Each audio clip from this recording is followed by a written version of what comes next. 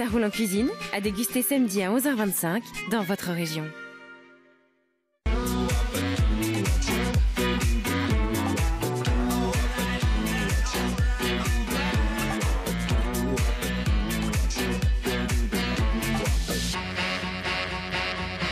Bonjour à vous toutes, bonjour à vous tous et bienvenue sur le plateau d'Ensemble, c'est mieux, votre magazine de société chaque jour du lundi au vendredi dès 10h50 sur France 3 Champagne-Ardenne et sur France 3 Lorraine. Alors aujourd'hui nous vous proposons une émission spéciale consacrée à l'hypnose. Mais saviez-vous que l'hypnose est utilisée lors d'examens médicaux, d'opérations, chez certains dentistes, mais aussi pour arrêter de fumer, pour maigrir, pour atténuer vos phobies, pour apprendre des langues étrangères.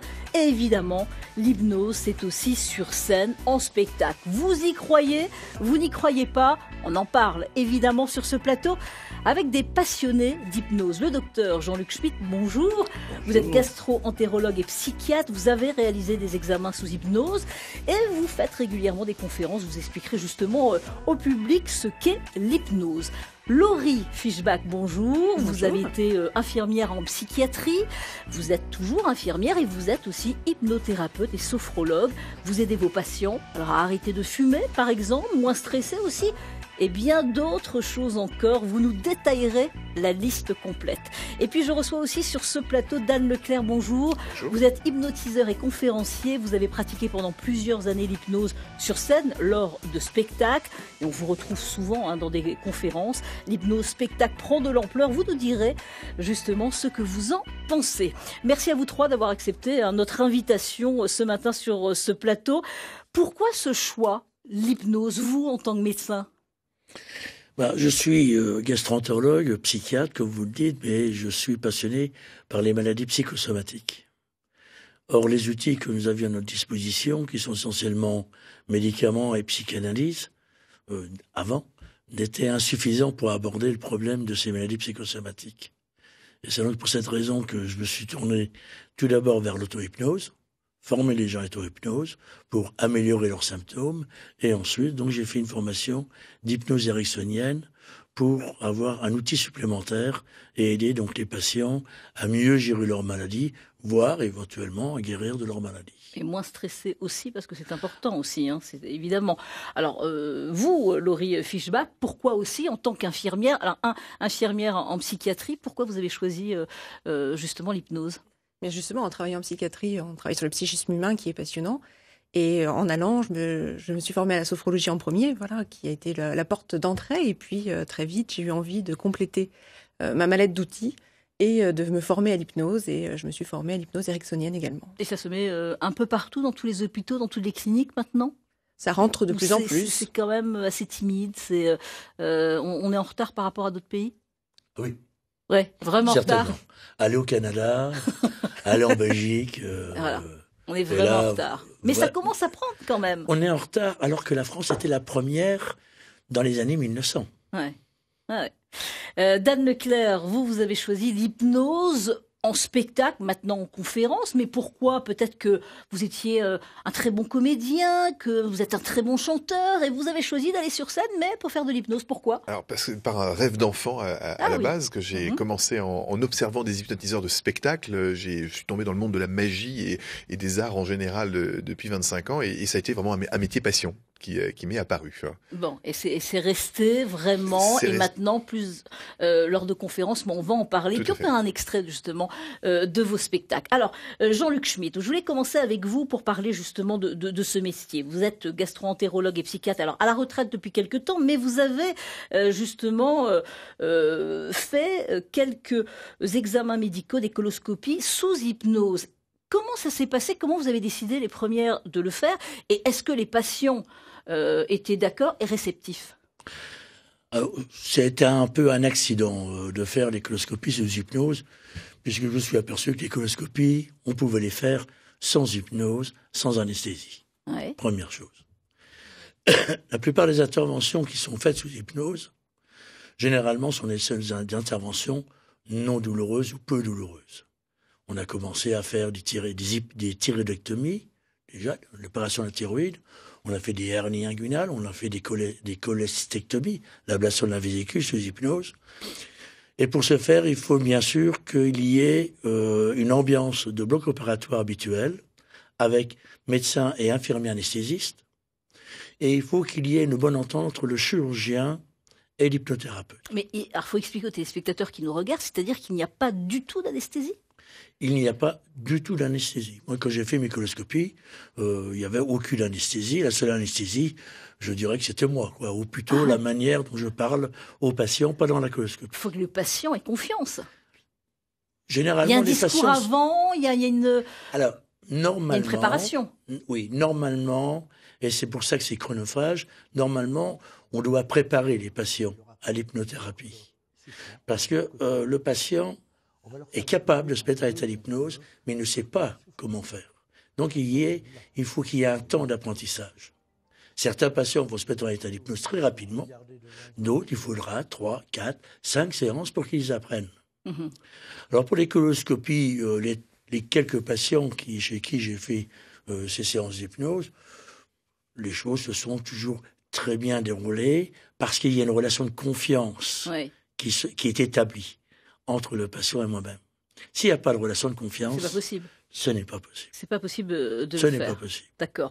Alors, c'est vrai que l'hypnose, c'est pas nouveau, ça existe depuis des années. Est-ce que ça a toujours existé? Depuis que l'homme existe. Ouais. Depuis que l'homme existe, puisque on parle toujours, est-ce que vous croyez? Oui, c'est vrai. Et comme je peux souvent le dire, est-ce que vous croyez que vous avez des mains? Ben, quand je regarde mes mains, elles sont bien là, mes mains. Eh bien, la fonction hypnotique, nous la possédons comme pour apprendre à calculer, apprendre une langue, apprendre à lire. Et nous avons cette capacité de se mettre en état d'hypnose. L'enfant qui est dans la Lune est en état d'hypnose. Tout le monde est capable? Tout le monde a cette possibilité. Ouais. Tout le monde est capable d'apprendre à lire. Tout le monde est capable de se mettre en état d'auto-hypnose ou d'être en état d'hypnose. C'est une fonction psychologique que nous utilisons par la suite comme outil thérapeutique. C'est Erickson qui nous a appris ça. C'est ça qu'il faut comprendre. Donc il n'y a pas de croyance dans la matière d'hypnose, c'est un fait. Bon, on essaye d'expliquer, de comprendre en tous les cas, et vous allez voir qu'il y a plusieurs possibilités en hypnose.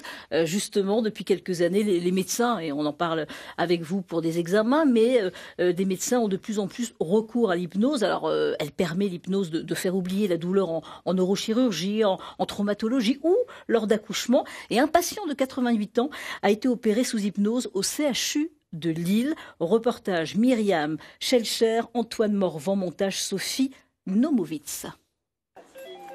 Une opération du cœur sans la moindre dose de morphine ni d'anxiolytique, mais sous hypnose. Cette première a été réalisée mardi dernier ici, dans le service de cardiologie du CHR de Lille. La veille, l'infirmière formée à cette technique a pu interroger le patient sur ses goûts et ses passions, les voyages et le jardinage. Nous avons réussi, avec toutes ces petites informations que nous avions captées, à l'emmener voyager en Égypte, au Canada, et puis ensuite chez lui, dans son jardin. Ce qui nous a permis ensuite de pouvoir mettre en parallèle les ressentis du patient avec une imagination des souvenirs positifs pour lui. Pendant 1h30, le patient, un homme de 88 ans, n'a ressenti aucune douleur. Le lendemain, il marchait. Il est désormais chez lui, en pleine forme. Le patient n'a pas eu mal, il était calme, il ne bougeait pas. Donc du coup, effectivement, on n'a pas senti vraiment le fait qu'il n'y ait pas de médicaments pour la douleur, pour le calmer, pour le sédater. Et puis cette expérience a été extrêmement concluante pour ce patient, puisque vraiment on était dans des conditions de calme absolu et de parfaite maîtrise. Donc c'était une vraie réussite pour cette première. Le CHR de Lille pratique 400 interventions cardiaques de ce type chaque année. Selon les estimations, 80% des patients peuvent être sensibles à l'hypnose. Incroyable quand on voit ce reportage. Et on a eu cette semaine justement le patient de 88 ans qui se porte très bien, qui est très content de cette opération. On se dit mais c'est incroyable. Enfin moi je regarde ça, je me dis c'est incroyable. Il n'y a pas d'anesthésie? Non. Mais c'est pas nouveau. Une opération, non je sais, mais une opération du cœur. Oui, mais déjà en 1800 et quelques, vous aviez un médecin qui s'appelait Esdey, médecin de l'armée des Indes, un Britannique, qui faisait des amputations sous hypnose. Oui. L'amputation est beaucoup plus douloureux que le style d'intervention qui vient d'être faite là, celle qu'on vient de voir. Oui, mais il n'y avait peut-être pas toutes ces anesthésies. Il n'y avait pas d'anesthésie. Voilà, avant. Il n'y avait pas ça. d'antibiotiques. Ouais. Et 50% des gens mouraient d'infection après amputation. Ouais, ouais. Et les gens qui étaient amputés par ce médecin, on a constaté que ça descendait à 5%. Mm-hmm. Alors que Pasteur n'existait encore pas. Exactement. Alors quand on voit ce reportage, et c'est vrai que on l'explique très bien dans ce reportage, que avant, il y a eu des séances avec des discussions pour connaître, c'est incroyable, l'interrogation sur les passions de ce patient, le jardinage, les voyages, et alors pendant l'opération, on va parler du prochain voyage, on va parler de tel... Mais c'est incroyable. Non, exactement. En dermatologie, quand j'ai fait quelques séances d'hypnose, je me souviens d'une personne qui devait avoir des traitements au niveau du cuir chevelu faits à partir d'UV qui provoquent des brûlures. Ouais. On a pu le faire partir en train de faire l'exode en 1940, dans sa 4 chevaux rouge et sa caravane verte. Ouais. Et pendant 3 quarts d'heure, il est resté à faire son exode sans ressentir aucune douleur pendant tout le traitement. Ah ouais. Bon, Laurie Fickbach, ça ne vous choque pas, évidemment, ce reportage, vous avez l'habitude. Alors moi, j'étais pas à l'hôpital, j'étais en psychiatrie, donc évidemment pas dans les opérations, mais évidemment, mais vous saviez que... Oui, ça, tout à fait. Mais c'est impressionnant. De plus en plus. C'est impressionnant tout de même. Mais oui. Il faut peut-être expliquer pourquoi. Ouais. Le but de l'hypnose est d'aboutir à une dissociation. Oui, mais il faut que ça marche, hein. Bien sûr, faut que ça marche, parce que là, on opère. Hein. L'objectif, c'est d'emmener le patient ailleurs de là où il est. Ouais, c'est ça. Ouais, mais il faut être... Voilà.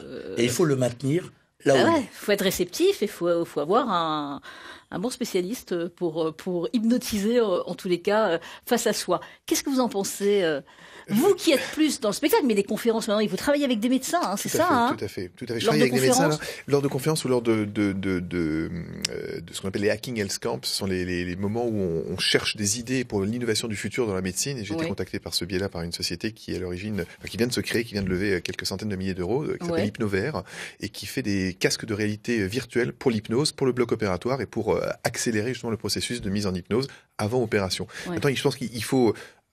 Il y a des choses qu'on voit dans le reportage qui sont évidemment le reflet de la réalité, mais il y a aussi un morceau, j'ai le sentiment qui manque, c'est que on va pas donner un coup de scalpel pour ouvrir le cœur et pour ouvrir la cage thoracique. C'est ça la question que moi je pose pour ouvrir le thorax et puis commencer à trifouiller à l'intérieur du cœur. Hein. En tout cas sous hypnose complètement, parce que c'est encore un autre sujet. Donc quand on passe par les voies naturelles ou selon les cas, c'est une chose. Il y a une partie de sédation qui se passe également en préalable, et il y a aussi la sécurité, qui est aussi la possibilité.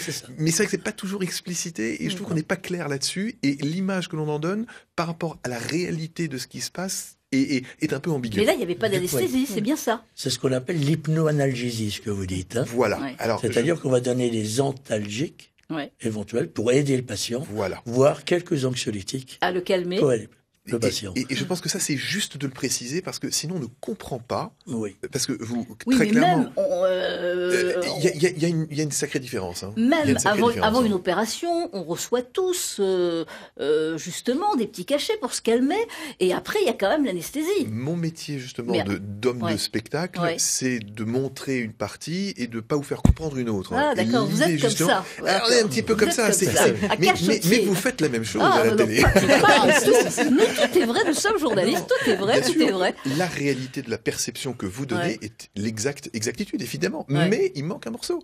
Et moi, c'est la même chose. Je vous montre des choses, mais je vous montre pas les coulisses. Oui, mais là, la personne... Et c'est ça qui est important. La personne... Dans un reportage, vous montrez une partie de l'exacte réalité. On a montré mais tout ce qui se passait, là. On n'a pas montré tout ce qui se passait, justement. C'est la première partie, vous ne la montrez pas. Et c'est logique.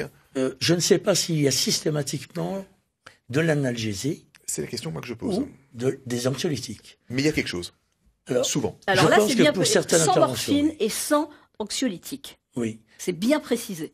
Alors, il y a eu une expérience qui a été faite aussi de l'exérèse d'une tumeur cérébrale d'une personne, où là, il a fallu en même temps avoir donc une très bonne collaboration avec la patiente, puisque le chirurgien, en faisant l'exérèse de cette tumeur, pouvait savoir s'il était en tissu sain ou en tissu tumoral, et la personne était capable de répondre selon les questions du chirurgien ou de l'hypnothérapeute.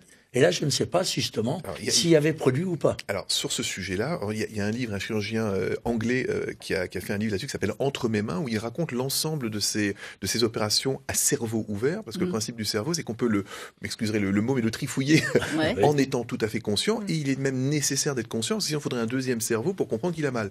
Donc, on peut, en fonction des zones du cerveau, d'abord, et c'est une nécessité pour savoir où se situe la problématique.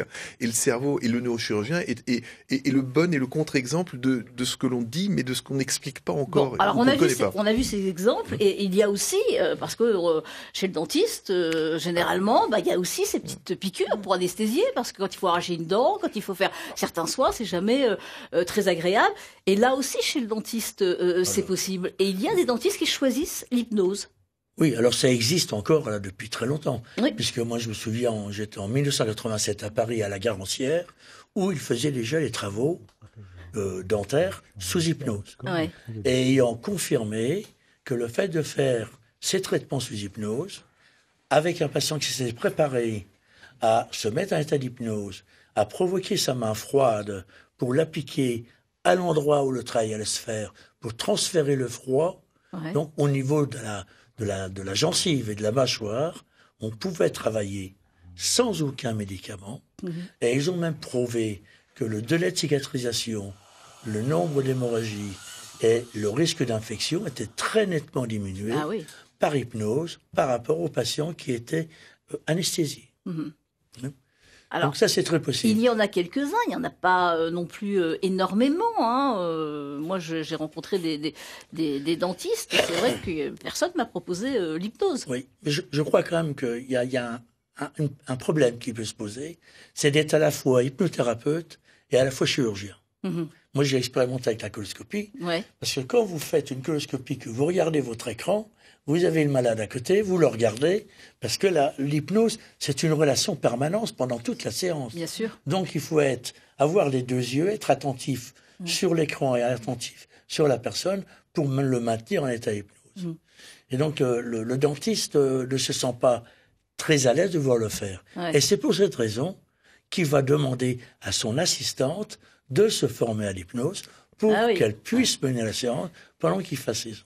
Laurie Fischbach, vous êtes, alors j'ai expliqué que vous étiez donc infirmière, vous êtes toujours infirmière, mais vous étiez infirmière en psychiatrie, voilà, c'est ça que je voulais dire. Vous êtes hypnothérapeute maintenant et sophrologue au centre thérapie à Besançon, c'est dans la Marne.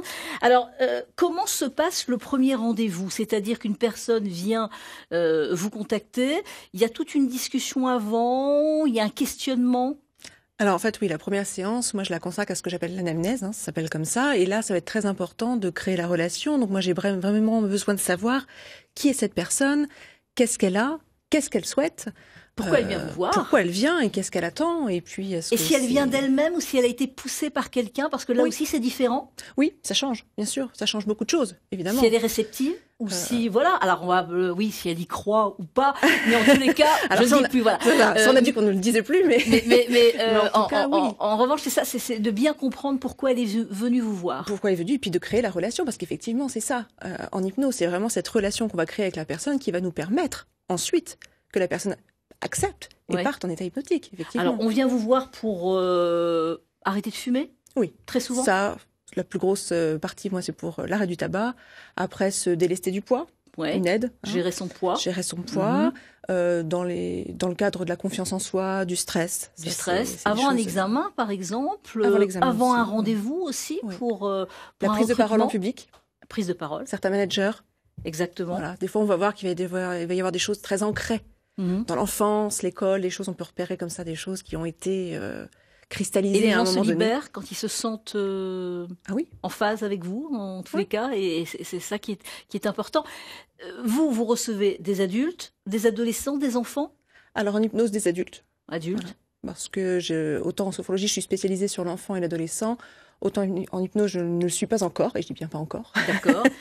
Mais pour l'instant, sur l'adulte. Alors vous, c'est important parce qu'on précise, vous êtes infirmière, parce que c'est vrai qu'il faut expliquer qu'il y a beaucoup de d'hypnotiseurs ou hypnothérapeutes, en tous les cas, qui s'installent, qui ouvrent des cabinets, mais qui ne font pas partie de ce milieu médical. Donc, faut faire attention. Il peut y avoir des charlatans un petit peu partout. À l'heure actuelle, effectivement, hein, il faut faire attention. Et puis, il ne faut pas oublier que n'importe qui, effectivement, peut très vite se dire hypnothérapeute et puis ouvrir son cabinet sans avoir connaissance. L'hypnothérapie est un outil très, très bien, très puissant, mais qu'il faut aussi manier avec précaution. Il faut savoir aussi repérer les contre-indications, savoir quand l'hypnothérapie est la priorité ou ne l'est pas, pouvoir réadresser au corps médical. Il n'y a pas de contrôle? On peut s'installer comme ça? On s'installe très facilement, effectivement, oui. Il n'y a pas un diplôme à avoir? Si, il y a un diplôme. Il y a des certifications, hein, c'est pas des diplômes d'État. Ouais. Pour l'instant, à l'heure actuelle, ce n'est pas le cas. Ouais. Peut-être que dans l'avenir, ce le sera et voilà, ce sera plus réglementé. Non. Donc ça, c'est certainement nécessaire. C'est encore assez compliqué, mais c'est vrai que vous, j'insiste sur votre fonction, vous êtes infirmière. Donc vous connaissez le milieu médical et les patients généralement et le corps. Alors pour lutter contre le surpoids, vous allez me dire ce que vous en pensez de ce reportage. Il existe désormais des méthodes alternatives au régime. La pose d'anneau gastrique virtuelle grâce à l'hypnose. Reportage Nathalie Ramirez, Sylvie Gara, Christian Eregodz et montage Didier Terrade.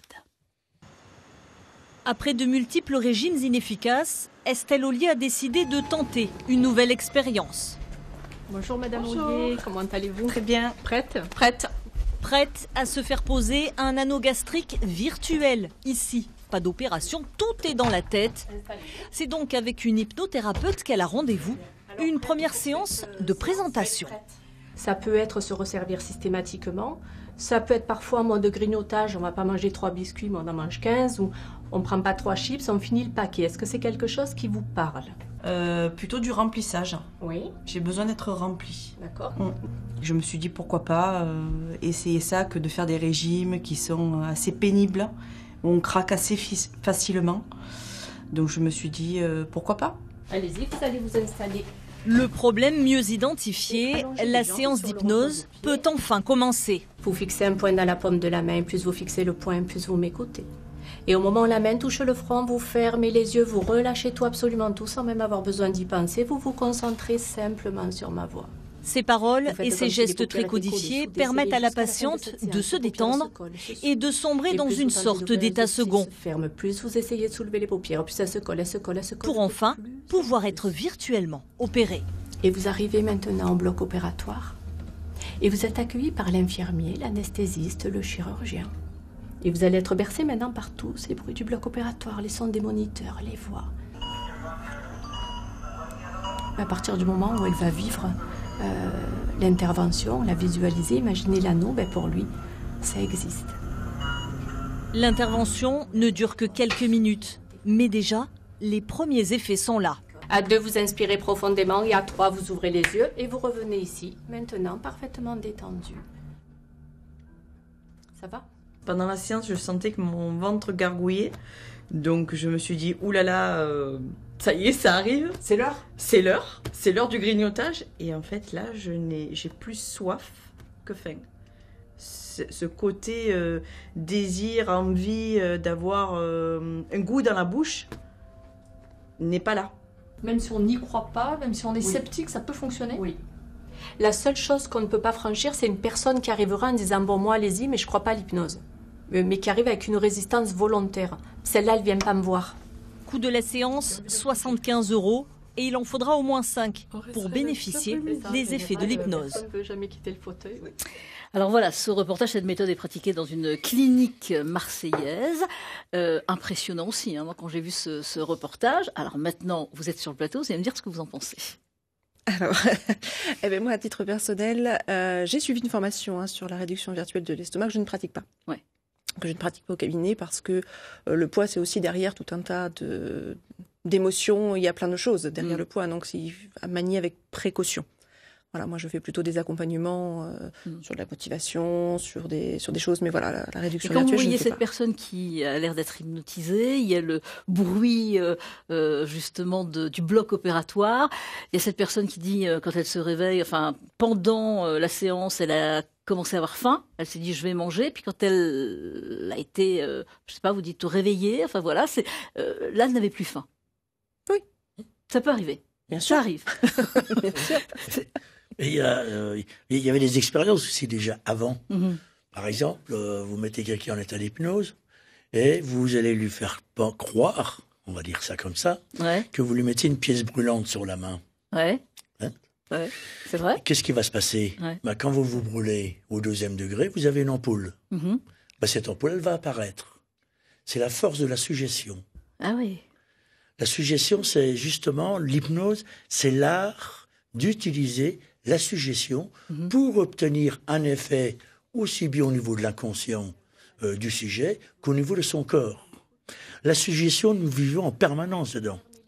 Beaucoup de patients sont malades par suggestion négative, parce qu'ils sont persuadés que. Donc quand on est positif, on est moins malade. C'est ça? Quand on se réveille et qu'on est... Non, c'est vrai? Quand la suggestion est acceptée par le patient, c'est Berlin qui disait ça. Hein? Une suggestion, une idée qui est acceptée par le patient se transforme en acte. En acte, ça veut dire que même au niveau de la biologie, il va se passer quelque chose. C'est bien que cette personne-là, et c'est tant mieux si ça marche, parce qu'à l'anogastrique, il y a quand même des complications chirurgicales. Bien sûr. A posteriori, et même à long terme. Donc il vaut mieux commencer par ça, par une séance... Donc si ça marche avec ça, ça serait tant mieux. Ça serait, voilà. Mais maintenant, est-ce que cette suggestion va perdurer dans le temps ou pas? Dan Leclerc, votre réaction par rapport à ce reportage, vous avez vu réagir pendant le reportage. Je réagis parce que je suis un petit peu sensible et comment dire à fleur de peau par rapport à ça, parce que pour moi c'est du spectacle. Et même si je ne valide pas complètement, c'est du show et potentiellement je saurais faire la même chose. Enfin, je fais la même chose en spectacle. Seulement moi je suis en spectacle et je ne tronque pas. Je tronque une vérité parce que je fais un spectacle, je fais une représentation, donc je représente une perception à un moment donné, je viens divertir, mais là, pour moi, c'est jouer un petit peu avec le feu. Alors 75 € la séance, au moins 5 séances. Les séances sont pas remboursées par la sécurité sociale, par certaines, en revanche, par certaines mutuelles, c'est ça? Mutuelle sur l'hypnose, oui, très peu. Très peu. 2 ou 3 séances de l'année. Oui, c'est ça. Très ça.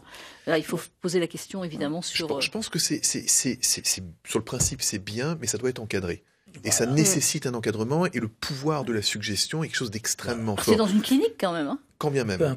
Quand bien même. Je ne me substitue pas au corps médical, mais je dis juste attention. Il ne faudrait pas que ce reportage montre à toute personne obèse que c'est possible. Que ça marche à chaque fois. Que c'est possible. Voilà. Mais c'est pour ça que vous êtes là sur le plateau pour réagir. Et c'est important. Moi, j'interviens au pôle obésité de Courlancy. Et c'est pas pourtant une technique que je propose. Oui, tout à fait. Tout à fait. Les scanners, justement, sous hypnose, IRM et scanners aussi, on en a. Quels sont les avantages? C'est lutter contre la claustrophobie. Oui, c'est ça. Alors ça, on peut intervenir assez facilement chez les gens qui souffrent de claustrophobie. Ça m'est arrivé, moi, à l'hôpital de Bernay. Passant dans un couloir, moi, j'ai entendu crier, je me disais, je vais aller voir. Il fallait que je fouille partout. Et il y a une personne paniquée sur le banc de l'IRM. Et je ne sais pas pourquoi, je l'ai emmené sur son cheval, alors que je ne savais même pas qu'il y avait un cheval. Voilà. Mais spontanément, je l'ai emmené sur un cheval et on a fait l'IRM. Faut fermer les yeux, on ferme les yeux et puis voilà, on les ouvre qu'à la fin. C'est comme ça? Si on a peur, voilà, exactement, il y a le masque aussi. Il y a plein de choses. C'est vrai que dans cette émission, on avait envie de vous montrer toutes les différentes, pas techniques, parce que ce sont les mêmes méthodes généralement. Enfin, il y a peut-être des techniques différentes comme dans ce reportage. Et puis, il y a aussi le spectacle. Dan Leclerc, vous êtes hypnotiseur. Alors, sur scène, c'est vrai que vous avez fait des spectacles pendant plusieurs années. J'ai fait pendant plusieurs années, tout à fait. Là, vous avez arrêté? Oui, j'ai arrêté parce que le pouvoir et l'impact que les spectacles d'hypnose ont sur le grand public, même sur le public tout court, m'a carrément dépassé. Parce que là, c'est devenu, c'est-à-dire que dans toutes les émissions, dans beaucoup d'émissions, alors on a évidemment voit des spectacles un peu partout d'hypnose. C'est vraiment né dans le spectacle avec Mesmer, qui est arrivé en France il y a 5, 6, 7 ans. Moi, je l'ai rencontré à l'époque au Canada. Même avant. Bien avant. Mais là, c'est vrai que de plus en plus. L'émergence. Il y avait à l'époque des grandes émissions dans les années 80, des spectacles d'hypnose. Dans les campings, on voyait ça beaucoup. C'était très assimilé à cette culture populaire. j'étais extrêmement sceptique à l'époque, et comme vous l'avez dit, docteur, si vous voulez, le principe de la suggestion, c'est ce qu'on fait en spectacle. Nous, en spectacle, l'idée c'est quoi? Les gens viennent, ils sont déjà préconditionnés. J'ai pas besoin de les conditionner, ils sont déjà conditionnés. Si je mets sur une affiche d'Anne Leclerc hypnotiseur, vous allez avoir de tout.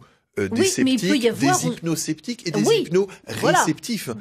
Et vous allez aussi avoir des gens que chez moi ça marchera jamais. Non. Mais c'est intéressant, c'est que là, psychosomatiquement certainement, ça marchera jamais, mais j'ai très envie que ça marche. Oui. Et à l'inverse, ceux qui ont envie que ça fonctionne vont dire j'ai envie, mais finalement je ne veux pas. Et mon travail, quand je suis sur scène, c'est de détecter ça. Mais il ne faut pas 2 heures pour le détecter, parce que j'ai pas 2 heures. Quel est votre regard sur ce qui se passe actuellement, justement?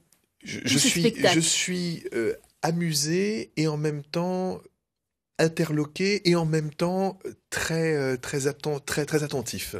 Pour l'avoir fait dans des cadres conventionnels d'entreprise, de représentation et de conférences, les retours que j'ai eus sont très mitigés, parce que on touche à quelque chose d'extrêmement sensible, on touche à l'être humain dans sa profondeur et tout particulièrement à son émotion.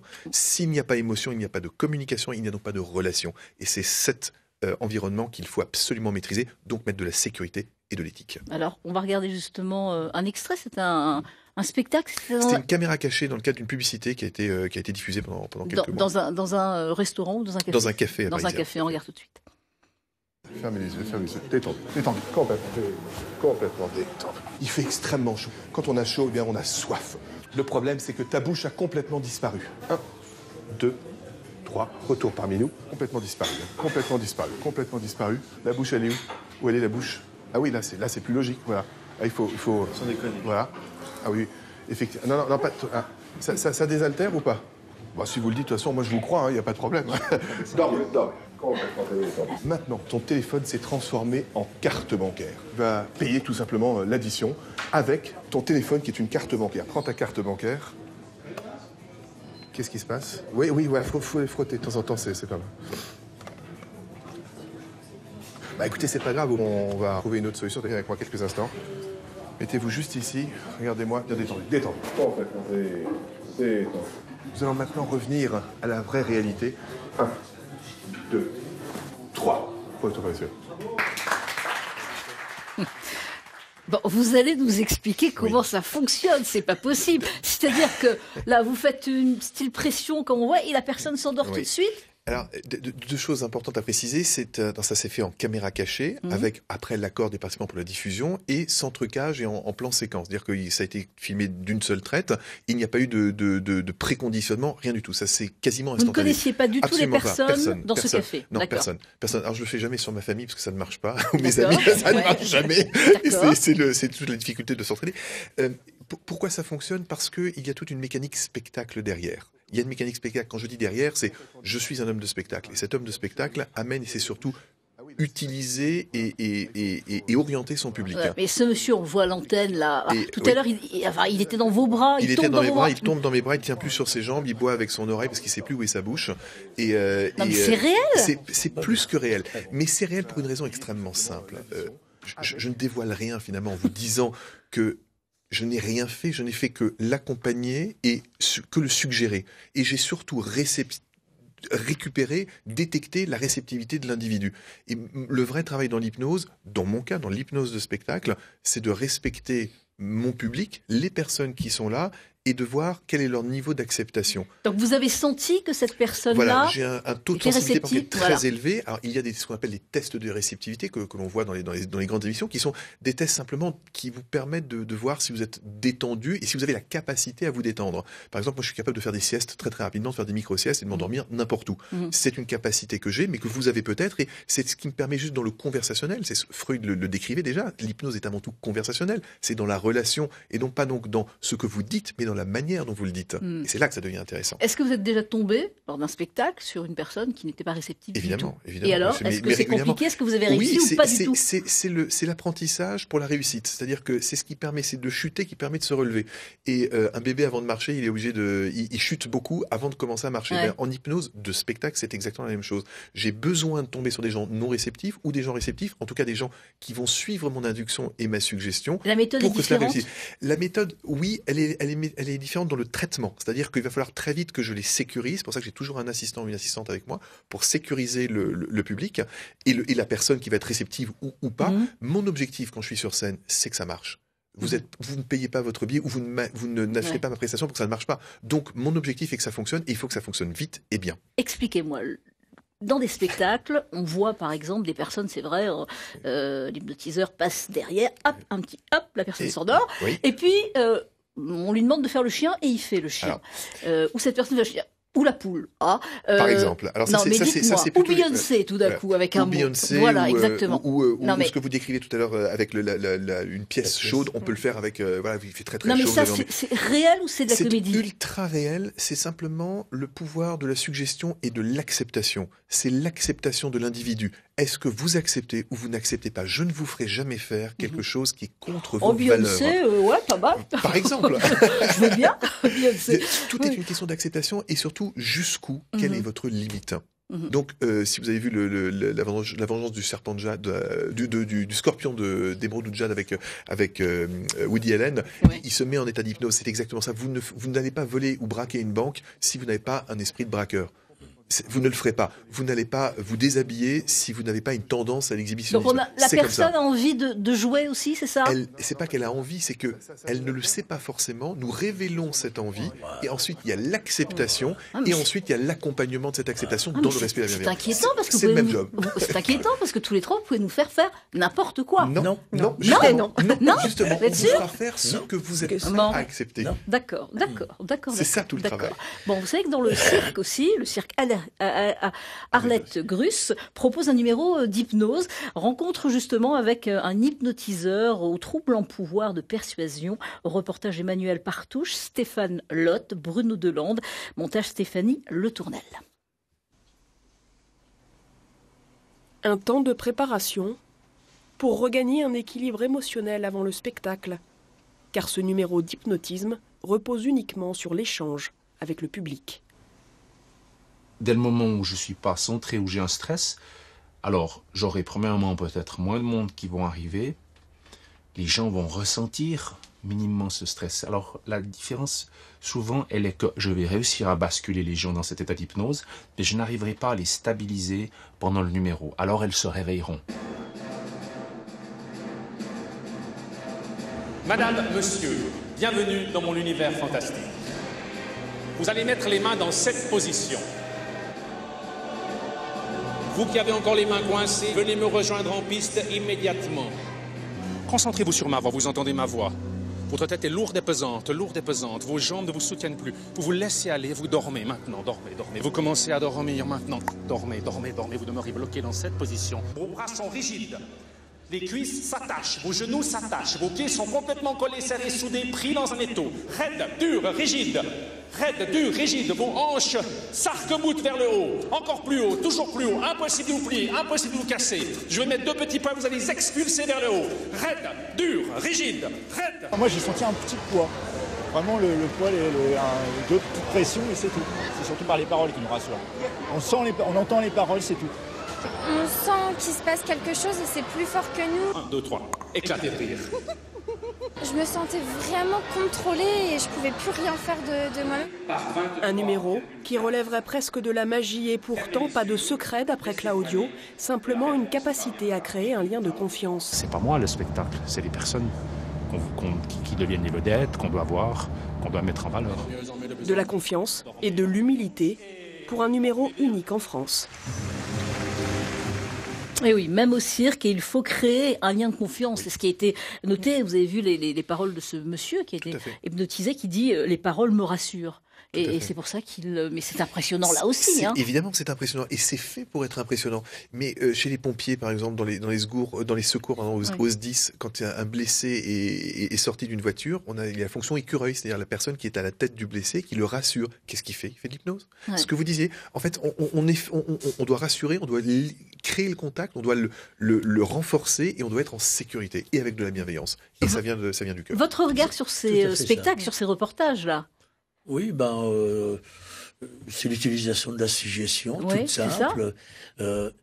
À un moment, le professeur Charcot, alors je repars dans les histoires. Hein, mais c'était le premier français. Ouais, le professeur Charcot, donc, qui a travaillé beaucoup sur l'hypnose, mais qui s'est complètement fourvoyé dans les explications de l'hypnose, a bien décortiqué tous les symptômes de l'hypnose, hein, les signes qui peuvent apparaître, et en fin de compte a défini la possibilité d'être en hypnose comme un caractère de l'hystérie, de la névrose hystérique. Or, on s'aperçoit que les hystériques sont des personnes très suggestionnables. Plus vous souffrez de cette névrose, donc plus il vous sera facile de rentrer dans l'état d'hypnose, et plus vous éloignez des caractères de l'hystérie, parce que tout le monde peut être hystérique, hein, mais pas être dans la névrose. Hein, on a une personnalité plus ou moins marquée, et plus on sera marqué dans ce côté-là, plus on va être suggestionnable. L'obsessionnel, qui n'est pas suggestionnable, celui-là, il sera très difficile de pouvoir le mettre en état d'hypnose. Bon, on a parlé d'opérations, on a parlé d'examens, on a parlé de séances, on a parlé de spectacles. Vous savez qu'on peut apprendre aussi une langue étrangère, c'est possible, sous hypnose. Des cours sont proposés, par exemple, à Metz, reportage Alain Blanquet, Mathieu Mercier et montage Thierry Maginot. Ne vous y trompez pas, Olivier, venu de Belgique, n'est pas ici pour se relaxer, mais pour apprendre l'anglais sous hypnose. Il lui faudra 40 heures de cours pour apprivoiser la langue de Shakespeare. So now we can read the text together. So I'm going to give you the paper. From here, I think it will be about 5 pounds. Comme lui, Laure a poussé la porte de ce cabinet à Metz pour tenter cette méthode unique en France, brevetée par son créateur il y a 30 ans. On va utiliser l'hypnose pour permettre à la personne d'accélérer tous ces processus. Vous connaissez un peu l'hypnose? J'en ai entendu parler. Vous êtes à ce moment-là dans un état d'hyperconcentration, mais également d'hyperréceptivité. Séance pratique, Laure entre dans l'hypnose en quelques minutes. Vous avez senti que cette main s'est faite plus légère, a commencé à quitter le contact avec la coudoir du fauteuil. Puis cet expert comptable répète des phrases en anglais, pleinement concentré dans l'apprentissage. To bring cheese into this country. To bring things into this country. Into this country. Vous allez pouvoir tranquillement ouvrir vos yeux et retirer ce casque.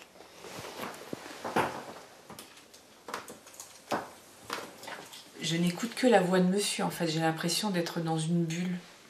Là, les personnes vont se mettre à parler de façon très, très facile, très aisée, même s'il subsiste des erreurs de syntaxe ou de grammaire. Une fois qu'on parle, corriger n'est plus un problème. Alors que vouloir faire d'emblée une phrase grammaticalement correcte devient quelque chose qui va freiner l'apprentissage. Ce frontalier français voulait mieux communiquer avec ses collègues de bureau. Il a suivi ici 40 heures d'apprentissage du luxembourgeois cet été.